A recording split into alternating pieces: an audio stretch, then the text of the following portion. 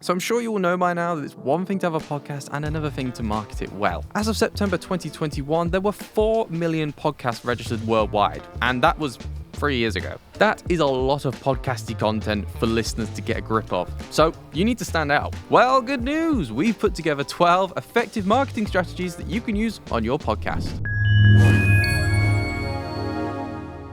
But first, a quick word from our sponsor, Matchmaker FM. If you're a podcaster, it can sometimes be a bit difficult to find guests. Equally, if you're a guest looking for podcasts to appear on, it's not always easy to find them. Thankfully, our sister company, Matchmaker.fm, has an app to do just that. With over 70,000 users, Matchmaker FM is the best place to find, contact, and collaborate with like-minded creatives. Cut out all the time wasters and build a community of world-class content creators. And the best part, you can sign up today for free. So head over to Matchmaker.fm to get started. Market your podcast with written content. So written content is kind of seen these days as old news. With the likes of video content on TikTok or Instagram sort of dominating our lives, written content kind of looks like it's being phased out a bit. But transcribing your podcast episodes can actually be a great marketing strategy. At first glance, it might seem like a lot of effort, sure, but people like written content. People like to know what they're getting into before dedicating to listening to it. But that's not all. Written content is still reigning supreme on Google when it comes to SEO. So if you have a website and you want to be ranked higher on Google, then you need to build your SEO, and a great way of doing that is creating written versions of your podcast,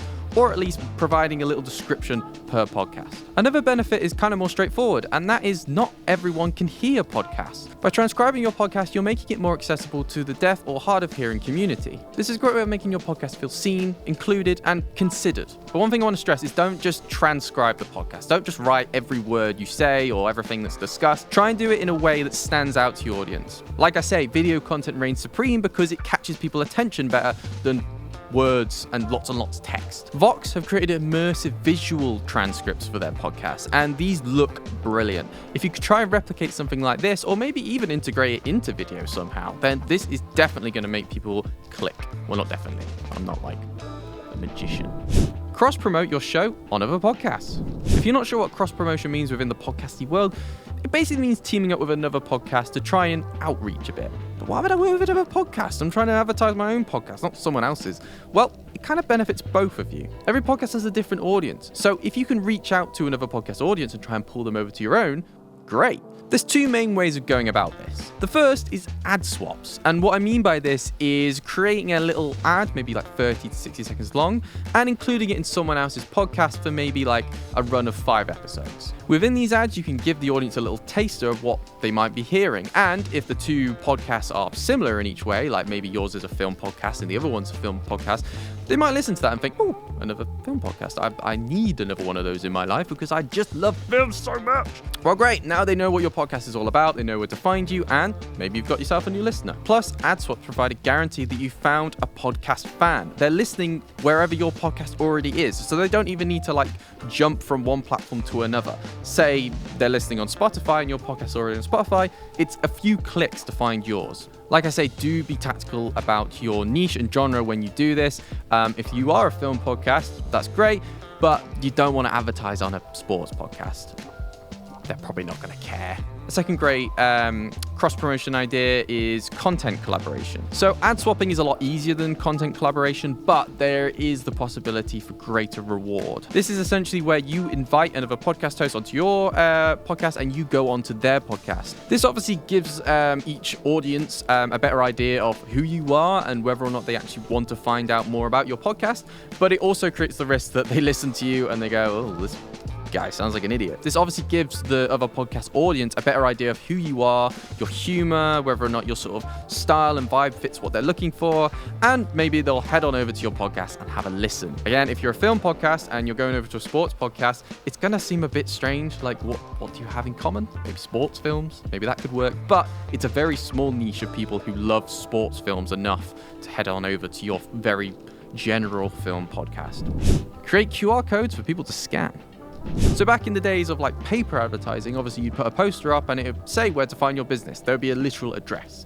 Then the internet came along and we started using URLs as a place of finding you online. Nowadays, people are very, very lazy and they don't want to type in a whole URL because QR codes exist. So if you're out and about trying to advertise your podcast in the real world, or you're at an event or something, make sure you utilize QR codes. And the great thing about QR codes is they're incredibly cheap. In fact, you can generate them for free. It's just the printing costs you'll need to think about. And some QR codes even allow you to track how many people have scanned it, so you can see if it's useful for your podcast or not. And a lot of marketing strategies you'll hear today are kind of like things you'll have to try, and if they don't work out, that's fine, because at least you tried. But at least you would have gathered data to know, I'm not going to do that again in the future. Create and optimize your website and start a mailing list. So I've already spoke a bit about SEO and having a website, and I can't stress enough how beneficial having a website can be. Social media is great, but the problem with social media is you're having to compete with lots of other things that people follow, whereas your own website is completely dedicated to your podcast. Sure, it's a bit more difficult to get people on there than social media that they're already using, but once they're there, it's all about you, baby. And one of the easiest way of getting people there is obviously building your SEO. And I'm not gonna lie, SEO can be a bit complicated, so if you don't know much about that, I would recommend going and researching it. But basically what you need to know is the better your SEO, the better you're gonna find yourself ranked on Google. And the higher you're ranked on Google, the more people who are going to find your website. Now, once you've got this all set up, you might want to start a mailing list. And this is essentially a little email, a little newsletter you might send out each week, month, year, however often you want to do it, with updates about your podcast. So say you have a weekly podcast, you might want to put one out every week saying there's a new podcast out, and that will go straight to people's inboxes. Number 5, take your podcast on live tours. So the beauty of podcasts is that you're in people's ears. So this might be when they're on their commute, it might be while they're working, it might just be when they're relaxing. And because this is quite an intimate interaction, people get to know you very well. And if your podcast does well, it won't be long before you have a bit of a fan base. And you'll be surprised just how popular live events are with fan bases. People want to come and watch a podcast live. Now, this isn't to say you actually need to record like an official podcast there and then while you're live. You don't. If anything, doing private live podcasts that no one else will listen to apart from the people in the room who have paid to see it is great. Like I say, podcasts feel personal, it's in your ears. So to do a personal event that only 200 or so people might hear, brilliant. And if you're still an up-and-coming podcast, then just booking out a little room, maybe. There's also a lot of podcast events now where you can go and take your podcast along to it and maybe try and build up a bit of a reputation while you're there. Effective podcast marketing on social media. Now, I've already spoken about social media when it comes to having a website, but that doesn't mean you shouldn't just have a website. You should also have a social media presence. Like I say, people are already on social media. The thing you need to work out is which specific platforms your audience is on. So if you have like a businessy sort of podcast, the likelihood is your audience is on LinkedIn. But if you have a more artsy sort of podcast, they're probably on Instagram. Basically, figure out where your audience is going to be hanging out and then utilize that space. But what kind of content should you post? Well, we found that posting clips from an actual podcast is probably the best thing for you. So this could be 30 to 60 seconds of a podcast that basically aims to make people go, ooh, that sounds all right, I want to listen to more. So maybe you could leave the video on a little bit of a cliffhanger, making people go, ooh, how's this argument going to turn out? Or what are they going to agree on?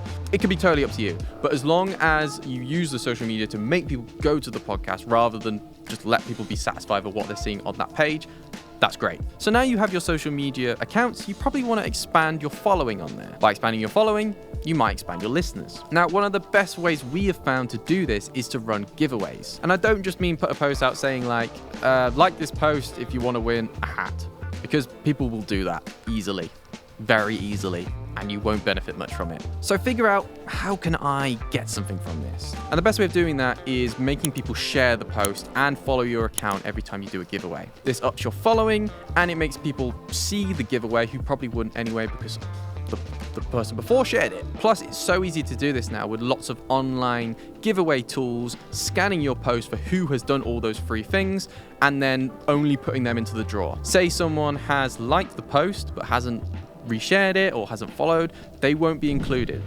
Create a podcast trailer. So it's likely you might have already done this because a lot of platforms require you to create a trailer. But if you haven't already, then a 30 to a minute and a half trailer is ideal for getting new listeners. Like I said, there's so many podcasts out there right now, and most of them are up to an hour in length per episode. So most listeners just simply don't have the time to be listening to the first episode of a podcast to know if they want to carry on with it. They need a small snippet to get an idea of the tone, if it's funny, if it's on a genre that they care about. So having a short snippet of like maybe clips from other podcasts merged into one trailer. That's perfect for what they're looking for. Some of our favorite trailers have a voiceover of the host, maybe talking about what the podcast is about, and then intertwining that with clips from the actual podcast itself, so it doesn't feel a bit too staged. You want people to come away from the trailer with a perfect idea of what your podcast is. So if it's just you doing a voiceover saying what they can expect, it doesn't really give the right flavor. Create a podcast media kit. So say your podcast is doing really well, the numbers are going up and up and up, and you want to start maybe sharing the podcast with the media. So this doesn't have to be like the big shots like The Guardian newspaper. It could be small, independent, local brands that maybe you think, they might be interested to know that our podcast is doing well and we're from this area. Whether it's big or small, one of the best things you can have for this instance is a media kit. And all this has to be is a shared folder on something like a Google Drive full of information about your podcast. So it could be the logo, it could be clips from the podcast, it could be reviews from the podcast. Whatever it may be, you need to give the media a quick, insightful look into your podcast without having to send emails with all this attached every single time. The worst thing you can do is tell some media publication about your podcast and then let them go and find the information on their own. They're going to be sharing old logos that may be a bit fuzzy. They're going to share clips that you don't really like that much. So by giving a narrowed view on your podcast that you have selected yourself, you're always going to get the things you like the most out there. Are you looking for a podcast or radio show to appear on? Are you struggling to find a guest for your podcast or radio show? Let me introduce you to Matchmaker.fm. Simply create a profile, narrow your niche, and use the inbuilt messenger to contact potential partners. And the best part, it's free to sign up. So, let's find your match.